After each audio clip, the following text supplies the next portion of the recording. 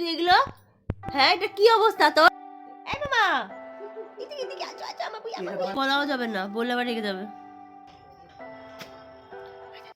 Good morning, কেমন আছো সবাই?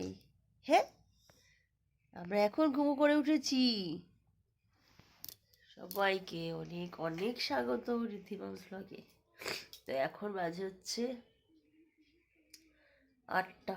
এখন আমরা ঘুম করে উঠলাম কারণ শরীর প্রচুর খারাপ, ঠান্ডা লেগেছে। ও সারা রাত ঘুমোয়নি, আর কানে ব্যথা ছিল, তো অনেক রাত করে ঘুমিয়েছে আর কান্না করছিল। তো সেই কারণে নিজেরও ঘুমায় আর নিজেরও শরীর খারাপ, রাতে জ্বর এসেছিলো।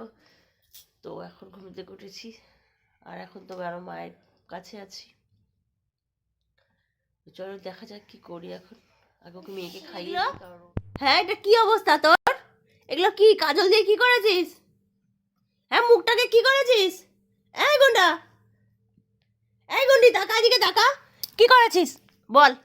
ওকে আমি খাওয়ালাম দাওয়ালাম, সুন্দর করে সাজিয়ে দিলাম, টিপ পরিয়ে দিলাম, আর তার এই অবস্থায় যে বসে বসে একটা কাপড় ছিল ওটা দিয়ে এমনি করে করে ডলে ডলে কপালটা ভরিয়েছে। এত ঠান্ডা লেগেছে আমি কথা বলতে পারছি না, এত, আর গলার পরিস্থিতি খুব খারাপ। এই যে দেখো অবস্থাটা, এই যে ঋদ্ধিমার অবস্থা। আবার কিছু বলাও যাবে না, বললে আবার রেগে যাবে। কি দিদুন কই? মা নেই বাড়িতে এখন। তো বন্ধুরা, সুখের দিন শেষ হয়ে গেছে, থাম্বনেলটা দেখে বুঝতে পেরেছো। তার কারণটা এখন বলছি, সেটা হচ্ছে আজকে আমি বাপের বাড়ি থেকে শ্বশুর বাড়িতে চলে যাচ্ছি। আর শ্বশুর বাড়িতে যাওয়া মানেই তাই কাজকর্ম চালু। তো দেখো আমরা রাস্তায় বেরিয়ে পড়েছি, এটা আমাদের রাস্তা। আর একটা জিনিস দেখো, মা বেরিয়ে গিয়ে আবার আসবে, তার কারণ হচ্ছে মা ভুলে গেছিলো মেয়ের দুধের কৌটোটা আনতে। তো আবার মাকে পাঠিয়েছি, ওই যে মা আবার আসছে। আর এটা হচ্ছে আমাদের রাস্তা, দেখো। আর এই সামনে অনেক গরু আছে, চলো তোমাদের একটু দেখিয়ে দিই গরুগুলো। এই জায়গাটা কিন্তু ভীষণ সুন্দর, ভীষণ ভালো লাগে। আর আমরা যেতে যেতে এবার উঠে পড়েছি টোটোতে। আর আমার চুপ হয়ে আছে, উঠলেই পুরো চুপ করে রাস্তা গেলে চুপই থাকে। দেখো মুখটা কেমন করে আছে, এত দুষ্ট কত দুষ্ট রে ও বাবাকে মা। এইটা তুই এই কেমন করছিস, মুখটা একবার দেখ। ওই দেখে এই দেখে কেমন করছিস, দেখ ও দুষ্ট হয়ে গেছে। ফাইনালি আমরা ট্রেন থেকে নেমে পড়েছি আমাদের স্টেশনে। এবার আমরা ধরবো হচ্ছে টোটো। আর ট্রেন থেকে নেমে আমার মেয়ে শুধু দেখে, ট্রেনের দিকে তাকিয়ে তাকিয়ে দেখতে থাকে যে কী হচ্ছে না হচ্ছে। আর এটা হচ্ছে আমাদের স্টেশনের বাইরেতে। এবার আমরা দেখো টোটোতে উঠে পড়েছি আর টোটোতে বসে আছি, কারণ হচ্ছে টোটোওয়ালা বললো আরও দুজন আসবে, তারপরে আমাদের টোটোতে উঠতে হবে। আবু টোটোতে উঠলে আমার মেয়ের ঘুম হয়ে যায়, আর মেয়ে ঘুমিয়ে পড়েছে। মেয়ে পুরো ঘুমিয়ে গেছে। আমাদের বাড়িতেও চলে এসেছি, দেখো আমাদের বাড়ি সামনে, আমাদের বেশ পুকুর আছে, খুব সুন্দর এই জায়গাটা। আর এবার আমরা বাড়িতে চলে এসেছি। পর আসলি বাড়িতে? কিরে কতদিন পর আসলি, দেখ ঘরের অবস্থা। হ্যাঁ, কার বিছানা এগুলো? বাবার বিছানা কিচ্ছু ঠিক করে না, দেখো আনন্দটা দেখো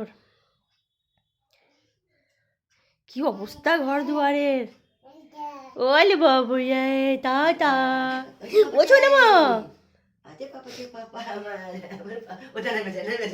মামা এখন ফুর্তি করবে তো।